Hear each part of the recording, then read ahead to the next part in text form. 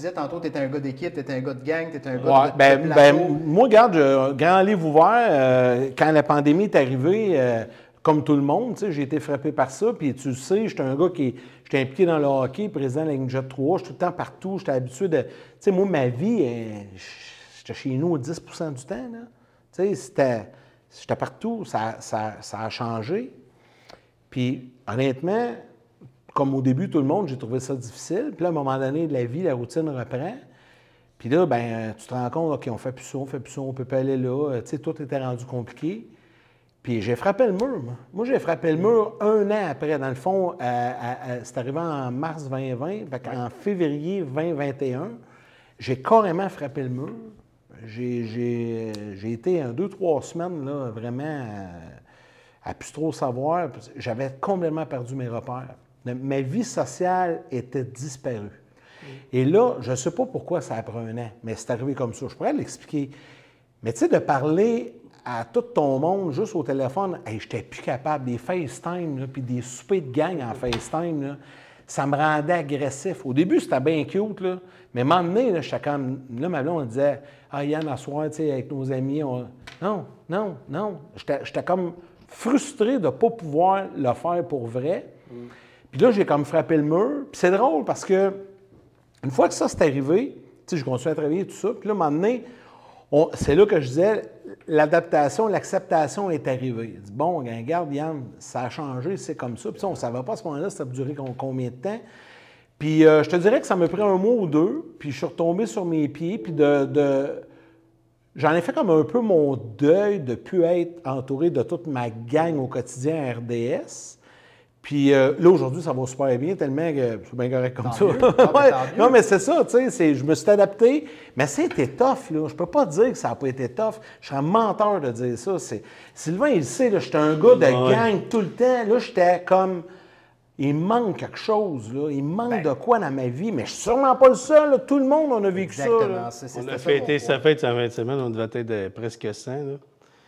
Yannick, c'est un rassembleur, fait que c'est sûr seul, et ça devait être dur. Puis moi, quand c'est arrivé la pandémie, c'est que je faisais des conférences sur la route, donc je fais à peu près 20 conférences par mois. Mais toi aussi, c'était fini, là. Ça l'a arrêté là, puis là, je me suis dit, bon, mais qu'est-ce que je vais faire de ma vie, tu sais? J'avais une entreprise, mais la majorité de mon temps était passé à me déplacer sur la route. Je faisais 100 000 km par année. Moi aussi, Sylvain, j'ai eu cette réflexion-là parce que le sport a arrêté. On s'est dit, qu'est-ce qu'on fait? Sport. Mais non, je vais faire quoi, moi?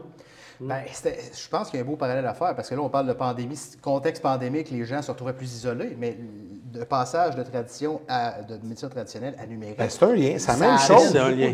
Mais tu sais, ce qui est arrivé par rapport à la pandémie, on a tous dû s'adapter, puis on n'a pas eu le choix. Puis, moi, ça a arrêté 3 mois. Mais au bout de 3 mois, c'était l'inverse. Là, la demande était tellement grande en ligne que je fasse des conférences qu'au lieu d'en faire 1 ou 2 par jour, j'en faisais 3 à 4.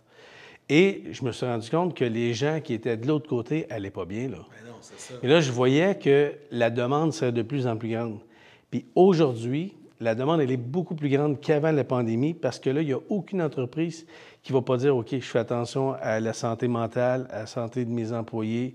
Est-ce que je peux leur offrir de quoi de plus? Si, 1, tu veux les garder, puis 2, si tu veux les gâter pour t'assurer qu'ils vont être bien, qu'ils vont être en bonne santé. Fait que je pense que la pandémie, elle a amené un réveil d'une société qui s'est dit, OK, l'être humain, c'est un être sociable qui a besoin d'être ensemble, puis on a besoin de créer des liens. On ne peut pas vivre sans les liens. C'est ce qui nous unit, c'est ce qui fait qu'on est ensemble. Donc, je pense qu'aujourd'hui, on est un peu drôle, mais chaque personne, on apprécie ce qu'on a perdu que lorsqu'on ne l'a plus. Donc là, aujourd'hui, on se retrouve ensemble quand on est ensemble. Que le prochain coup, là, qu'on va être ensemble comme ça, manquerait un petit verre de vin. Moi, je connais quelqu'un. Non, ben c'est ça, là. Je fais des blagues. Je suis pas sûr que c'est des blagues, là. On en a parlé tantôt. Ça pourrait être intéressant. C'est vendredi, on le fait souvent ça le vendredi en plus, fait que ça pourrait partir le week-end du bon pied. Messieurs, je pense qu'on pourrait jaser pendant 3 heures de temps. J'aimerais connaître votre opinion sur... Bon, on a parlé tantôt que les médias traditionnels, pour vous, ça va rester. Là, on parle de télévision depuis tantôt, mais il y a le radio là-dedans, il y a le journaliste. Ça va rester. Ça va rester. Bon, pour vous, dans le numérique, qu'est-ce qui s'en vient? Ah, ben moi, j'ai plein de choses. Tu sais, quand on dit s'adapter, ben tu sais, je vais y revenir tout ça un peu. Un peu comme Sylvain a fait il y a quelques années, quand il a décidé de partir ses conférences et tout ça. Moi, j'ai parti d'une compagnie de production qui ironiquement, la première année, bien, a travaillé que sur le web. J'ai tourné plein de choses, mais c'était destiné à une clientèle sur le web, Facebook, YouTube et tout ça, pour éventuellement arriver avec des shows à la télé. Puis là, on va le faire. Là, je tourne avec les régates, là, des courses de régates, les courses d'hydroplane. Donc là, on commence une nouvelle émission à RDS. C'est un scoop d'ailleurs. Oui. C'est un scoop. Oui, il faut que je parte. Là. Première émission présentée à RDS le 8 octobre prochain à 15h30. Ça s'appelle 3-2-1 Régate. Une production, des productions du survenant 100% Sarellois. Wow. Hey, je suis vraiment fier de ça. Oui. Puis avec ça, ben, j'organise des événements, des conférences. Exemple, si quelqu'un m'appelle qui va prendre Sylvain, je vais l'appeler. Fait que je me suis comme préparé un peu à, si jamais ça chie de l'autre bord, j'ai un peu d'expertise là-dedans, mais je pense que je suis capable de voguer avec les deux, fait que c'est bien le fun. C'est des beaux projets. Hey, bonne chance. Merci, David. Sylvain? Bien, de mon côté, il y a eu les conférences qui se sont faites en ligne, puis ceux que je fais en présentiel. Mais au-delà de ça, j'ai une compagnie qui est présente à travers le monde. Et ça aussi, ça l'a explosé parce que ça prend soin de la santé physique et mentale des gens. Puis c'est le fun, je le fais avec mes enfants, ma fille qui est médecin, mon gars qui est un MBA et qui s'occupe, lui, enfin, il me fait faire de l'argent, c'est un bon signe. Il est à terre? Oui, c'est ça, exactement. Enfin, il y en a un qui sait compter. L'autre point important, c'est que j'ai quand même fait un système de formation en ligne que les gens peuvent... Très souvent, il y a du coaching qui m'est demandé. Puis le coaching dans le monde de la psychologie du sport, le monde de la psychologie de l'entreprise, c'est toujours un monde de performance puis d'être bien. Et c'est excessivement près. Là, Léon, je me promène avec Léon, qui est mon adjoint. On se dit toujours, c'est tellement près l'un de l'autre, le monde des affaires et le monde du sport. Même Yannick le sait parce qu'il est entrepreneur lui-même.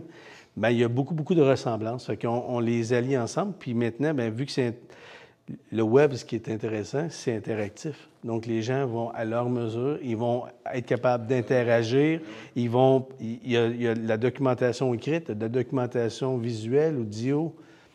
C'est vraiment intéressant d'être dans notre monde d'aujourd'hui avec ces possibilités-là. Non, moi, je pense que l'avenir est très... On a plein d'autres choses à sans faute. Yannick Lévesque, merci.